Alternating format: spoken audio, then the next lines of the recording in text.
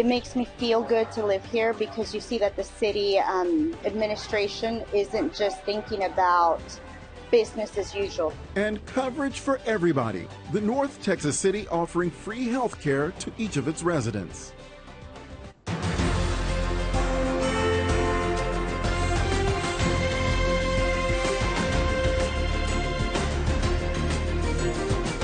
This is Lone Star Politics from NBC5 and the Dallas Morning News. They're thinking about the individuals that populate the city. And as we know, healthy families will equal out to a healthy city. And it's access for all. The small North Texas city making big headlines for its free health care plan for all students. It's all ahead as Lone Star Politics continues in a moment.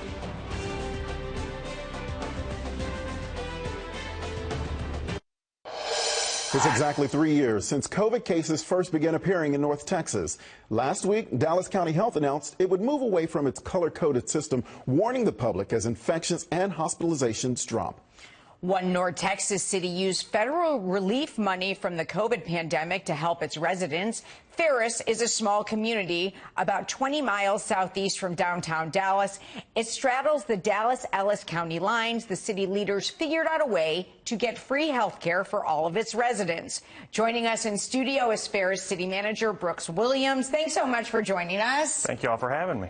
Let's start with what you accomplished in terms of health care. You have about 4,200 residents in Ferris. They now get free basic health care services. You used COVID relief funds. The program has been going for about 5 months now. How's it going? It's going great. We've got about 1,000 people registered on the platform.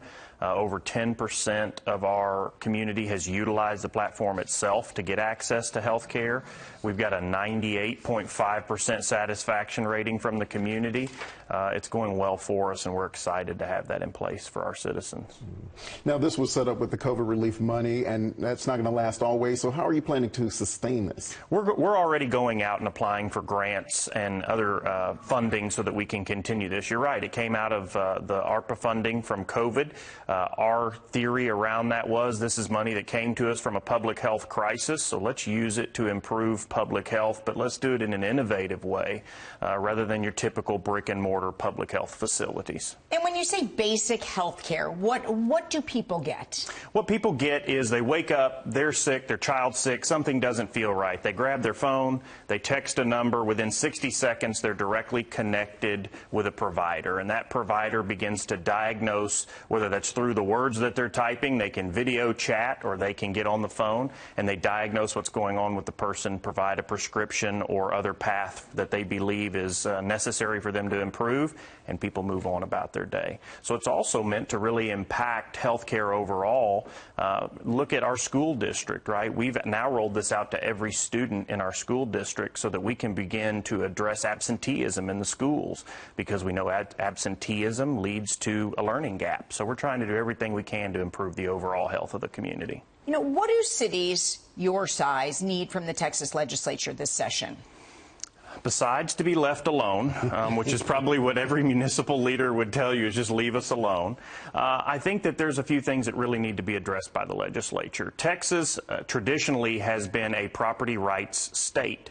But that has really shifted to where we're more of a developers' rights state, and we're really beginning to infringe upon cities' abilities to protect their citizens from developers.